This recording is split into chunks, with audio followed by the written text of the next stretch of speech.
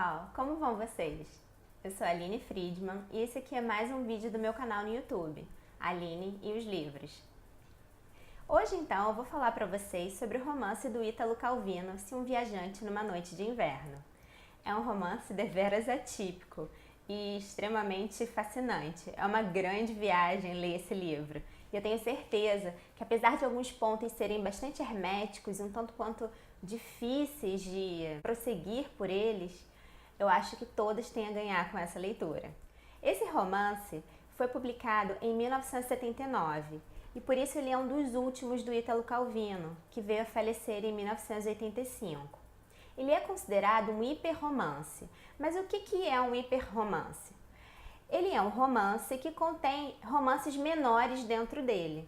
Existe um romance moldura, que é essa história do leitor de Calvino, que eu vou contar para vocês, e outros romances menores, percorridos por esse leitor, como se fosse um universo em que o leitor entra e ele percorre todos os romances. O romance começa com o autor criando as primeiras circunstâncias da história.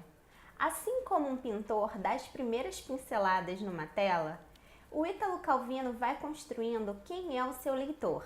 Esse leitor é você leitor, que também é um eu.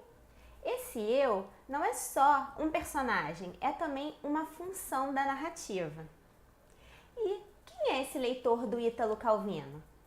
É essa figura que faz todo o circuito de sair de casa, de ir até uma livraria e de comprar um novo romance do Ítalo Calvino, Se um Viajante numa Noite de Inverno. Mas quem é esse leitor exatamente? Será que ele é do tipo que chega em casa esbaforido para ler o romance? Ou será que ele fica adiando, esperando o melhor momento para se encontrar então com aquele abraço da história? No primeiro capítulo, então, o autor sugere quem é esse leitor, as posições em que ele está, como ele segura o livro, como é o seu ambiente e até mesmo com quem ele mora. Isso também pode ser entendido como uma metáfora para falar da própria criação literária, para falar como o autor cria, como ele escreve. Quando Calvino tenta especular e vai construindo como é esse leitor, nós também podemos entender que é assim que o autor constrói os seus personagens. Ele se depara com um universo de características gerais e aos poucos ele vai fazendo atos literários, atos de escrita. Ele vai escolhendo determinadas particularidades que vão construindo a identidade desse leitor. Ele é um leitor que prefere ler sentado, com as pernas para o alto, certas vezes prefere ler deitado. Ele é um leitor que mora sozinho, um leitor que às vezes lê no carro, entre um semáforo e outro. Essa série de características morais e intelectuais, elas vão sendo então talhadas. Com essas características e não as outras, esse leitor ele vai se apaixonar por uma leitora, pela leitora Ludmila, numa das idas à livraria em busca do exemplar perfeito. Mas antes de chegar até o livro de Calvino e antes de se apaixonar, esse leitor vai se deparar numa livraria com vários obstáculos. Vamos lembrar, pessoal, que na época que não existia a Amazon, não existiam compras pela internet. Então, as livrarias eram realmente tentadoras. Ainda são, mas aquela possibilidade que os livros conservavam, aqueles livros que nunca foram lidos, aqueles livros que nós prometemos que um dia vamos ler, aqueles livros que são muito caros, aqueles livros que um dia nós prometemos que íamos comprar e lê-los, mas nunca fizemos. Aqueles livros que nós nunca lemos, mas foram tão comentados que é praticamente como se já os tivéssemos lido. Então esse leitor ele vai sair da livraria com o livro vitorioso. Os outros livros vão olhá-lo com aquele olhar de cão abandonado, mas o Calvino vai vencer esse campo de atrações. E ele então vai ser comprado pelo leitor.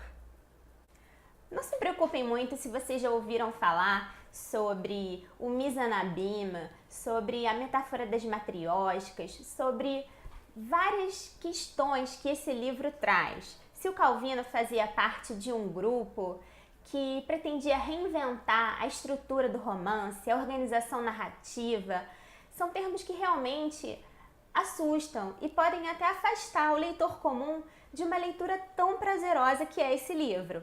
Mesmo que você não entenda nada de crítica literária, de análise narrativa, esse livro é um prazer em si mesmo.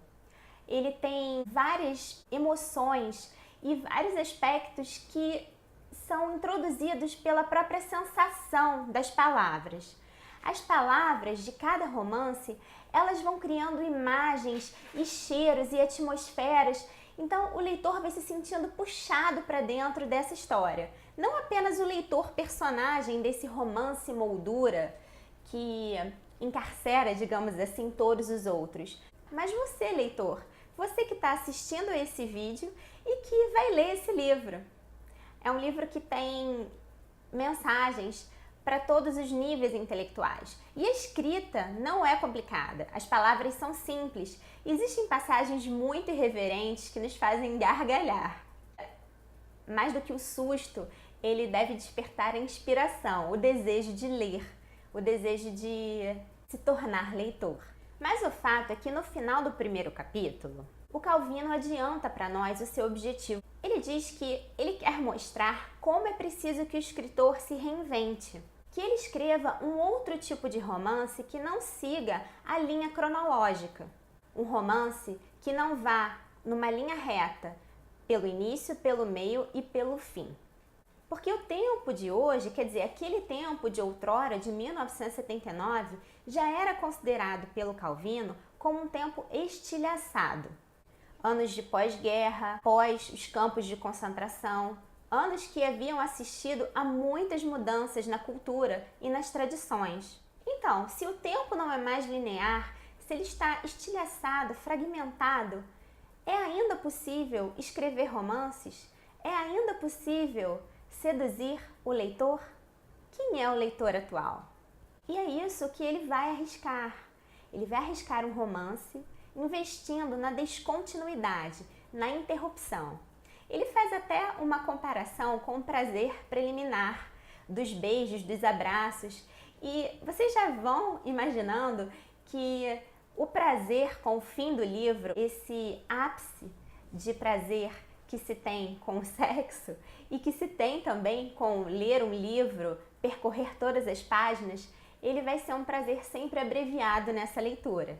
Então o leitor vai ter 10 prazeres preliminares, vai ficar enlouquecido para ler todos os romances. Ele vai pegar um, vai sair para outro romance, não vai achar a continuação de nenhum deles e vai ficar ali preso àquele desejo de ler. Ele vai ficar enredado, porque na verdade a narrativa ela se interrompe.